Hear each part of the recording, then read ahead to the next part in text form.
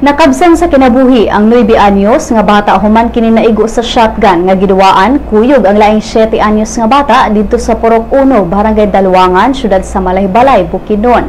Gilang biktima nga mao si Debri S. Mayantaw. Sa inisyal nga investigasyon ni SPO2 Gordon Marigomen sa Malaybalay City Police Station, nasuta nga si Debri nagduwa kuyog ang 7 anyos nga batang giilalang nga si Glenn. Tungod kay ang bansagod niini gipungan. Gingong ilang giduwaan ang sumpak o improvised nga shotgun nga gipanag-iyahan sa ama-ama niini si Rene. Apan daw kalit kining may buto dihang giingong gikablit sa 7 anyos nga bata ang shotgun ug niresulta sa pagkaigo sa agtang sa biktima. Daling gidala si Debri sa Bethel Baptist Hospital aron matabang apan gideklarar kining patay ni Dr. Claire Lianes. Ang 7 anyos ning panahona gikustodiya na sa City Social Welfare and Development sa maong syudad.